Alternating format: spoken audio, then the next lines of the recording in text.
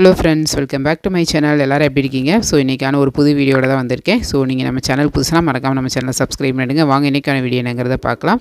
இட்லி தோசை மாவு இல்லாத பட்சத்தில் ரவையை வச்சு ஒரு சூப்பரான சாஃப்டான ஆப்பம் எப்படி செய்யலாம் அப்படிங்கிறத பார்க்க போகிறோம். அதுக்கு முதல் ஒரு பாத்திரத்தில் 1 கப் ரவை எடுத்துக்கோங்க, 1/2 கப் அவல் எடுத்துக்கோங்க, வெள்ளை அவல். ஸோ அதை மிக்ஸி ஜாரில் சேர்த்து எந்த அளவுக்கு நைஸாக பொடி பண்ண முடியுமோ அந்த அளவுக்கு பொடி பண்ணி எடுத்து வச்சுக்கோங்க. ஸோ ரொம்ப நைஸாலாம் பொடியாகாது, ஓரளவு குறகுறன்னு தான் கிடைக்கும். அதை தனியாக ஒரு பாத்திரத்தில் மாற்றி வச்சுக்கோங்க. அதில் வந்து ஒரு 1/4 கப் தயிர் சேர்த்துக்கோங்க. அதுக்கப்புறம் 1 கப் தண்ணி சேர்த்துட்டு அதை நல்லா மிக்ஸ் பண்ணி வச்சுருங்க. ஸோ அவல் வந்து உங்கள்கிட்ட எந்த அவல் இருக்கோ அந்த அவல் சேர்த்துக்கோங்க. நீங்கள் எந்த பாத்திரத்தில் ரவை எடுத்திங்களோ அதே கப்பில் தண்ணியை அளந்து எடுத்துக்கோங்க. அப்போ தான் வந்து கரெக்டான அளவில் கிடைக்கும்.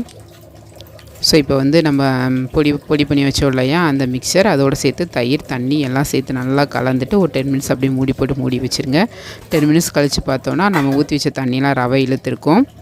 ஸோ இப்போ வந்து கொஞ்சம் குறகுறம் தான் இருக்கும் இல்லையா, நமக்கு வந்து ஆப்பத்துக்கு நல்லா சாஃப்டான மாவு வேணும் இல்லையா. ஸோ அதனால் திரும்ப இதை மிக்ஸி ஜாரில் சேர்த்துக்கோங்க. சேர்த்துட்டு அதுலேயும் ஒரு கப் தண்ணி ஊற்றி நம்ம தோசை மாவு பதத்துக்கு நல்லா மைய அரைச்சி எடுத்துக்கோங்க. நம்ம ஊற வச்சதுனால வந்து ரவை நல்லா அரைஞ்சிரும், நல்லா சாஃப்டான மாவே நமக்கு கிடைக்கும்.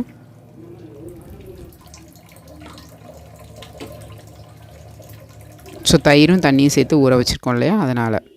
ஸோ இப்போ வந்து பார்த்திங்கன்னா நல்லா மாவு மாதிரி நல்லா அரைச்சி எடுத்துகிட்டு வந்துட்டேன். அதை பாத்திரத்தில் மாற்றிக்கோங்க. மாற்றிட்டு நல்லா கலந்து விட்ருங்க.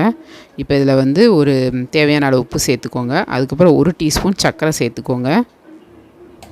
சேர்த்துட்டு நல்லா கலந்து விட்ருங்க. தோசை மாவு பதத்துக்கு இருக்கணும். ஸோ தண்ணி வேணால் தண்ணி எக்ஸ்ட்ரா சேர்த்துக்கோங்க. பட் நான் ஊற்றின தண்ணி எனக்கு கரெக்டாக தான் இருந்துச்சு, எக்ஸ்ட்ரா தண்ணி நான் சேர்க்கலை. ஸோ இந்த மாதிரி நல்லா கலந்து விட்டதுக்கப்புறமா நீங்கள் ஆப்பம் ஊற்றுறதுக்கு முன்னாடி ஒரு 1/2 டீஸ்பூன் வந்து ஈனோ சேர்த்துக்கோங்க. சேர்த்துட்டிங்கன்னா அது நல்லா புளிச்சு பொங்கி வந்துடும். உடனே நுரையாக வந்து நல்லா புளிச்சிரும். உங்கள்கிட்ட ஈனோலனா பேக்கிங் சோடா சேர்த்துக்கலாம். சேர்த்துட்டு அதை நல்லா கலந்து விட்ருங்க. ஸோ 1/2 டீஸ்பூன் தான் நான் வந்து ஈனோ சேர்த்துருக்கேன். ஸோ அதுக்கப்புறம் வழக்கம் போல் தோசைக்கல் நல்லா சூடாச்சுக்கோங்க. அதுக்கப்புறமா ஒரு கரண்டி மாவு எடுத்து தோசைக்கல்லில் ஊற்றிடுங்க. ஸ்ப்ரெட் பண்ண வேண்டாம், அப்படியே இதாயிரும். தேவைன்னா கொஞ்சம் ஸ்ப்ரெட் பண்ணிக்கோங்க. ஸ்ப்ரெட் பண்ண உடனேவே பபிள்ஸாக வர ஆரம்பிச்சிடும். அதுக்கப்புறமா மூடி வச்சிட்டிங்கன்னா ஒரு நிமிஷம் இல்லை 2 நிமிஷத்தில் வந்து உங்களுக்கு ஆப்பம் வெந்து வந்துடும். அடியில் நல்லா ப்ரௌனாக இருக்கும், மேலே நல்லா சாஃப்டாக இருக்கும். ஸோ ஒரு 2 மினிட்ஸ் ஆகும் ஆப்பம் வேகிறதுக்கு. ஸோ எடுத்துருங்க.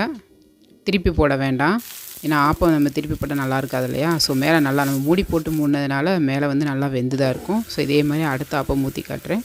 ஒரு கரண்டி ஊற்றிட்டு லைட்டாக ஸ்ப்ரெட் பண்ணி விட்டுட்டு இந்த மாதிரி உடனே பபிள்ஸ் வந்துடும். மூடி வச்சுருங்க. ஒரு 2 நிமிஷத்தில் ஆப்பம் நல்லா வெந்து வந்துடும், மேலே சாஃப்டாக இருக்கும். ஸோ நீங்கள் இதுக்கு வந்து ஒரு காரமான தேங்காய் சட்னி, தக்காளி சட்னி அந்த மாதிரி வச்சு சாப்பிட்டிங்கன்னா செம்ம டேஸ்ட்டாக இருக்கும் ஃப்ரெண்ட்ஸ். நல்லா சாஃப்டாக இருந்தது. ஸோ உங்கள்கிட்ட ஈனோலனா நீங்கள் பேக்கிங் சோடா சேர்த்துக்கலாம், உடனே நல்லா உரைச்சி வந்துடும். ஸோ நான் உங்களுக்கு பிச்சு காட்டுறேன் பாருங்கள், அவ்வளோ சாஃப்டாக இருந்துச்சு ஆப்பம்.